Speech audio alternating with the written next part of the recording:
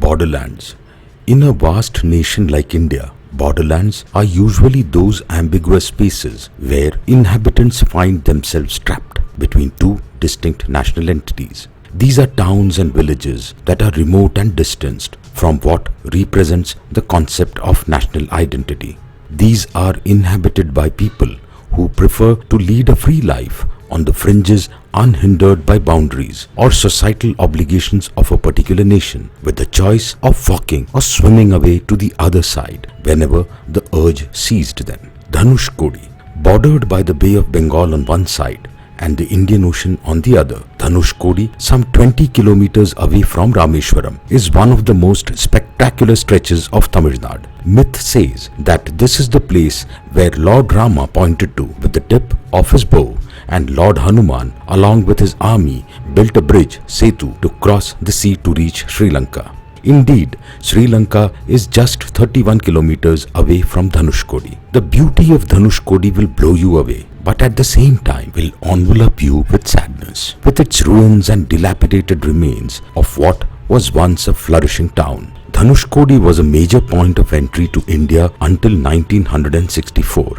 when a cyclone devastated the entire town, washing away the railway track, a steam engine and its carriages, and the entire village. Minicoy. Minicoy is the second largest and the southernmost among the islands of the Lakshadweep archipelago. It is best known for its luxury beach resorts. The cultural traits of Minicoy differ from those of any other island in the Lakshadweep. Manners, customs, lifestyle and food are similar to those of the Maldives. The social structure is anthropologically interesting, being a matrilineal Muslim society with NATO local residents. A man will live in either his mother's or his wife's house. Husainiwala. Husainiwala is a village in Firozpur district of Punjab. It lies near the bank of Satluj River. The village is on the border with Pakistan. Husainiwala is the site of the National Martyrs Memorial, which marks the location where Bhagat Singh, Sukhdev and Rajguru were cremated on 23rd March 1931. It is also the cremation place of Batukeshwar Dutt, who was also involved in the bombing of the Central Legislative Assembly with Bhagat Singh. Until 1970, it was the principal road crossing between India and Pakistan. The border crossing is now closed for travelers, although a flag retreat ceremony is still held every day. It was one of the most important railway stations in India. The last train during partition passed through this railway station, after which the doors were shut. Tawang.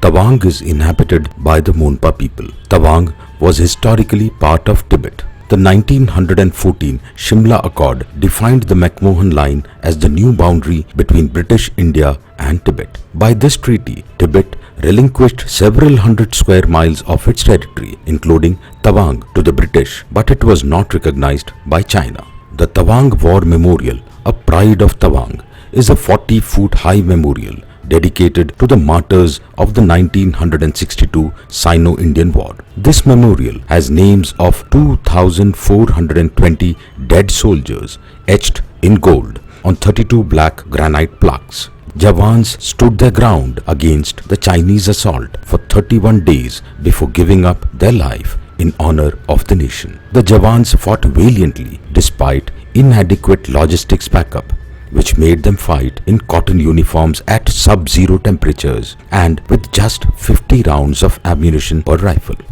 More.